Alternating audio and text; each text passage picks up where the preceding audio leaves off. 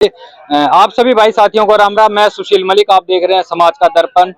और भाई हमारे साथ भारत भूमि बचाओ संघर्ष के जो अध्यक्ष हैं रमेश दलाल जी हैं। और इस समय भाई हम मौजूद हैं केएमपी के भाई टोल के पास, जो मांडोठी गांव है। लगातार ये आंदोलन भाई 6 महीने से चल रहा है। कई मांगे हैं और आंदोलन इस हद तक जा चुका है, मतलब कहीं ना कहीं किसानों का सब्र का बांध भी टूट रहा है और कई तरह की घोषणाएं भाई हो रही हैं। तो हमारे साथ जो रमेश दलाल जी हैं, आज तक शायद कोई किसान नेता होगा जिसने ये कहा हो कि भाई हम एक मुख्यमंत्री, क्योंकि मुख्यमंत्री अगर किसानों की नहीं सुन रहा है तो उसको हम जेल में भी डलवा सकते हैं। तो आज के समय में हरियाणा में डबल इंजन सरकार है, मुख्यमंत्री किस तरह जेल में जा सकते हैं। और पहली बार ऐसा यहाँ से भाई एक कॉल हुई थी 18 तारीख को भी, जहां इच्छा मृत्यु को लेके 500 की संख्या का आह्वान किया गया था, लेकिन हजारों की संख्या में वहां पहुंचे हुए थे। तो इस पूरे मामले में भाई ये किस तरह मुख्यमंत्री पे कार्रवाई हो सकती है और आगे की रणनीति क्या रहेगी, उन सब चीजों को भाई जानते हैं। राम राम जी। राम राम जी, आपके दर्शकों को राम राम जी। सबसे पहले तो जो इच्छा मृत्यु वाली जो बात आई, ये आप ही कह रहे हो या जो जितनी पीछे बैठे हैं सब तैयार है? अभी सब तैयार है। देखो, ये हाथ खड़ा हाँ जी, करेंगे। सब तैयार हो? जबरदस्ती तो नहीं है? नहीं। कोई बहकाया तो नहीं है?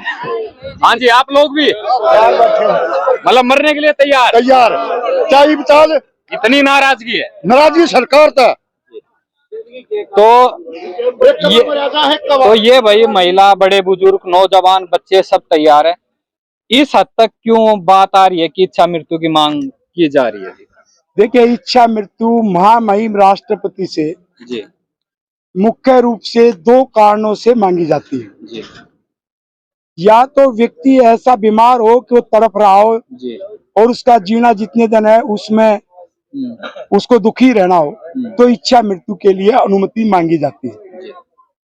या देश में जंगल राज आ जाए, संविधान को सरकार न माने, जंगल राज में कानून का राज न रहे, तो हरियाणा में कानून का राज आज लगभग समाप्त हो चुका है। मतलब आप कह रहे हो जंगल राज चल रहा है? जंगल राज चल रहा है। मैं आपको तथ्य प्रस्तुत करूंगा कैसे चल रहा है। तो जंगल राज में जो स्वतंत्र नागरिक हैं, जब हजारों लाखों शहादत के बाद हमें आजादी देश की मिली हो और उस आजादी के बाद यदि जंगल राज फिर आ जाए, तो फिर इससे अच्छा है कि इच्छा मृत्यु की अनुमति राष्ट्रपति से इन्होंने सामूहिक रूप से मांगी, जिसमें महिला और पुरुष 500 से ज्यादा शामिल हैं। तो इच्छा मृत्यु की अनुमति राष्ट्रपति को प्रदान कर देनी चाहिए। लेकिन बताते हैं अमृत महोत्सव है, सब कुछ बढ़िया चल रहा है और ये जितने भी आंदोलन होते हैं ये एक तरीके से मोदी जी की छवि को खराब करने के लिए करे जाते हैं। देखिए, ऐसा बड़ी खबरों में, टीवी चैनलों में चला। देखिए, हमारा आंदोलन नरेंद्र मोदी जी के खिलाफ में नहीं है जी। हमारे आंदोलन का केंद्र सरकार से कोई लेना देना नहीं है जी। हमारा आंदोलन फिलहाल है हरियाणा सरकार और मुख्यमंत्री मनोहर लाल के खिलाफ मोर्चा है जी। और उसका कारण है 2013 के कानून के तहत भारत सरकार का नोटिफिकेशन है 9 फरवरी 2016, जिसके अनुसार हमें 4 गुना रेल में मुआवजा मिलना चाहिए। 4 गुना नहीं, 2.5 गुना दे रहा है। हमें ऐसा ये स्टडी नहीं करने पे उसको पुनर्वास के नाम का मुआवजा देना चाहिए। रेलवे एक्ट में भी है और 2013 में भी है। सरकारी नौकरी भी वो नहीं दे रहा है। बाजार मूल्य से मुआवजा देगा, रेल एक्ट में लिखा हुआ है।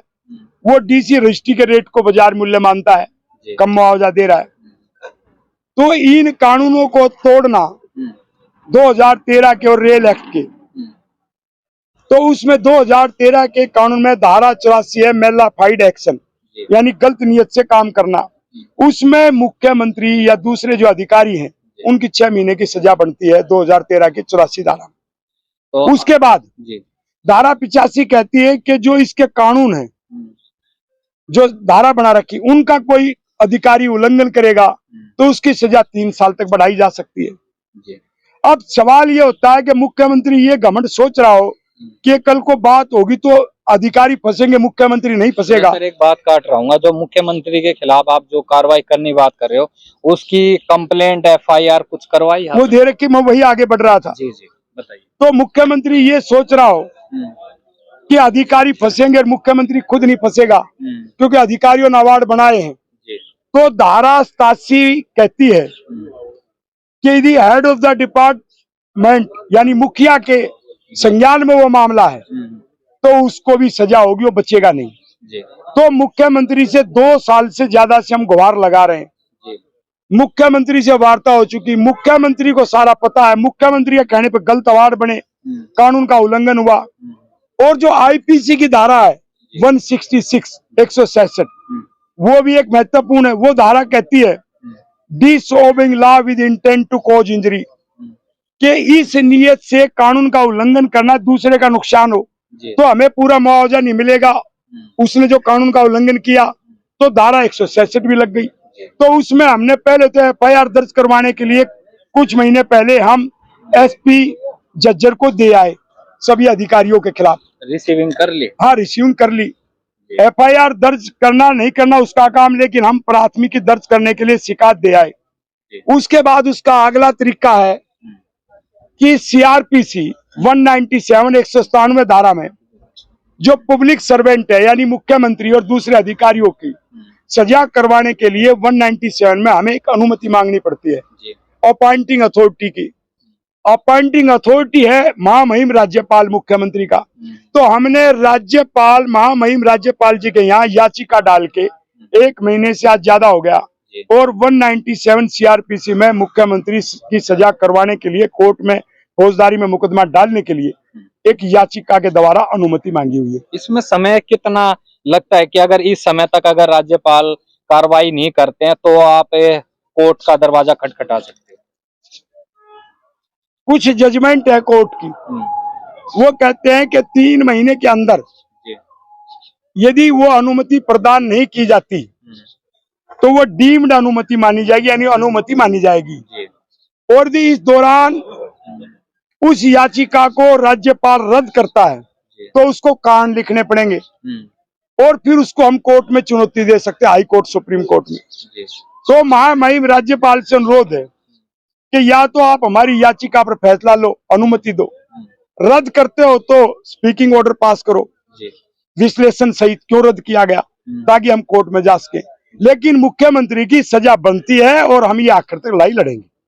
लेकिन जो रास्ता बहुत मुश्किल है, क्योंकि प्रधानमंत्री जब अपने मुख्यमंत्री चुनते हैं, और इसका उदाहरण मणिपुर की घटना ले लो, पूरा मणिपुर जल रहा है, इधर लगातार किसान आंदोलन चल रहे हैं, तो ऐसे में बहुत मुश्किल है कि एक मुख्यमंत्री पर आंच आने देंगे प्रधानमंत्री जी। देखिए, जहां तक मणिपुर की बात है, उसके अलग कारणों से मणिपुर जल रहा है, उसके ऊपर हमारा बोलना ठीक नहीं, क्योंकि देश हित में ठीक नहीं है।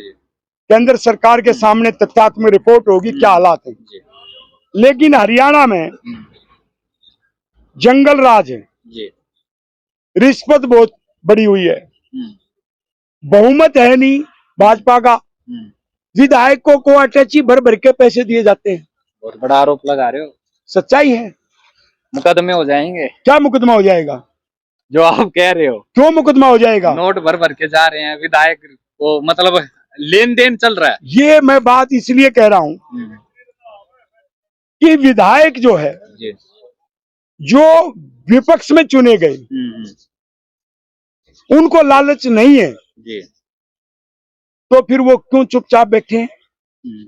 जब किसानों पर लठ बरसाए जाएं, सरपंचों पर लठ बरसाए जाएं, 307 का किसानों पर मुकदमा दर्ज किया जाए और वो किसानों के बेटे होकर के उनके हक में नहीं बोले, तो फिर दो ही बात है, या तो उनके पास पैसा पहुंच रहा है, इसकी संभावना है, इसलिए मैंने कहा कि उनके पास पैसा पहुंचने की संभावना है, और या उनके ऊपर दबाव है ईडी का और CBI का। ऐसा वो विपक्ष आरोप लगाते हैं कि जी हर जगह यही चलता है चुनाव तो मुख्यमंत्री के पास हरियाणा में बहुमत नहीं है, और JJP का तो अपमान भी कर दिया। JJP के बारे में इन्होंने बयान दिया कि हमने थोड़ी समर्थन मांगा, तुमने दिया है। ऐसा भी हो सकता है ना, चुनाव से पहले नाराजगी दिखा के अलग थलग हो जाए, बाद में फिर एक गोद में जाके बैठ जाए। वो तो अलग बात हुई, लेकिन एक बात तो ये है कि वो कह रहे हमें तुम्हारी जरूरत नहीं है, और वो कह रहे नहीं हम तो तुम्हारे साथ रहेंगे।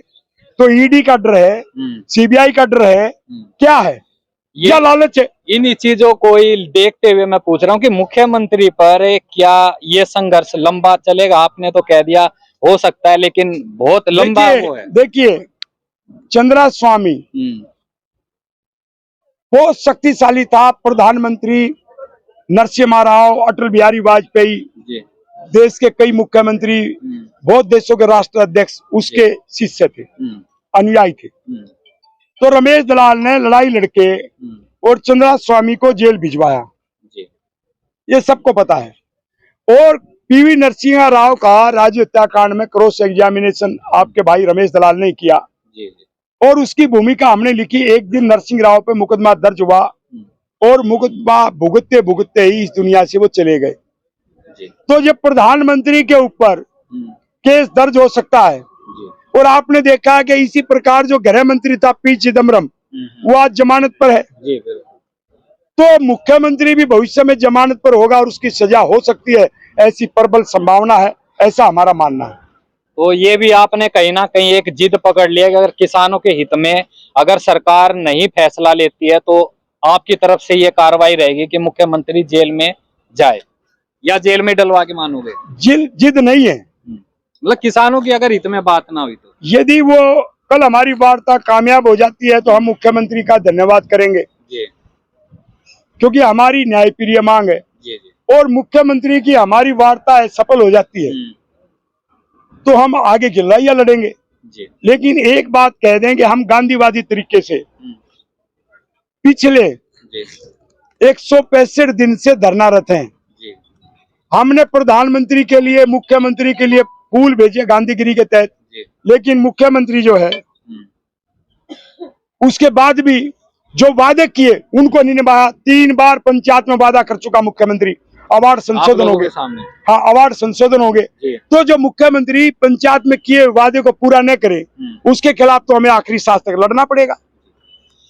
तो भैया हमारे साथ रमेश दलाल जी थे, किसान नेता भी हैं, वकील भी रह चुके हैं, और कहीं ना कहीं भाई अगर कोई किसान नेता जो भाई आप तक आपने हरियाणा में नहीं सुना होगा, जो सीधा सीधा मुख्यमंत्री पर हाथ डाल रहे हैं, और इतना डाल रहे हैं कि भाई उनको अगर किसान के हित में अगर फैसले नहीं लेते हैं तो उनको भाई कानूनी कार्रवाई के तहत जेल तक डलवाने का जो संघर्ष है वो भी जारी रहेगा। तो भाई वीडियो को ज्यादा शेयर करना, अपनी राय जरूर देना। सभी भाई साथियों मेरी राम राम।